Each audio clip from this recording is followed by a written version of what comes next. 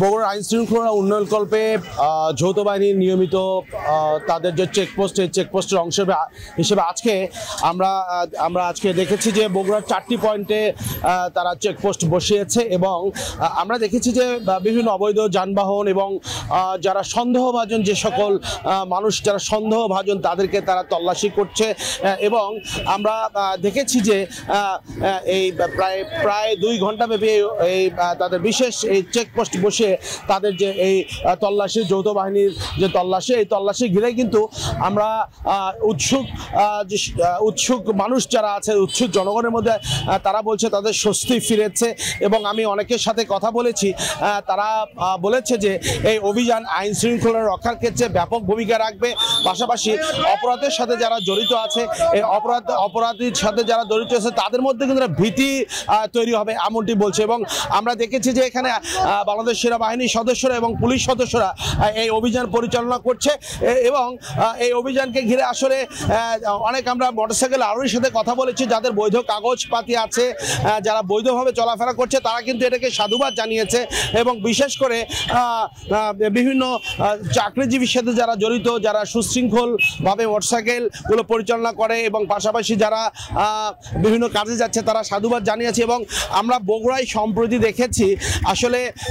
বিশেষ করে অবৈধ যে সকল মোটরসাইকেল আছে শব্দ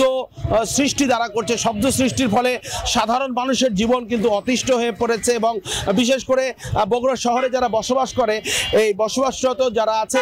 তারা কিন্তু বেশ অতিষ্ঠ এক প্রকার আসলে মোটরসাইকেলের শব্দ এবং বেপরোয়াভাবে তারা মোটরসাইকেল এই আবাসিক এলাকায় তারা বেপরোয়া গতি বাহিরে তারা মোটরসাইকেল চালায়। তবে আজকের এই অভিযানে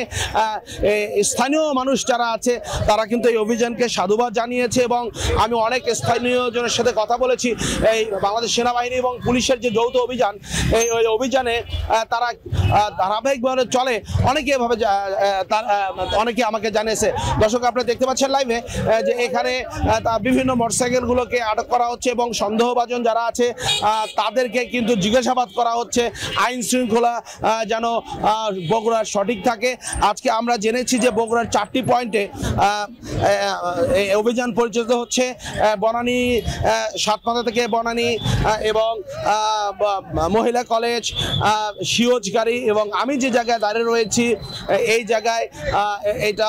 জেলখানার মোড়, এই 4টি জায়গায় বগুড়ায় আজকে সেনাবাহিনীর যৌথ অভিযান হচ্ছে এবং এই অভিযানকে বগুড়ার আসলে আইন শৃঙ্খলার রক্ষায় বা আইন শৃঙ্খলার সুন্দর পরিবেশ ফিরে আসার ক্ষেত্রে এখানে যারা বসবাস করে সুধীজন, বিভিন্ন সংস্থার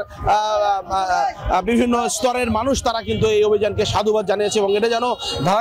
ধারাবাহিকভাবে চলে এটাও তারা জানিয়েছে। এই ছিল বগুড়ায়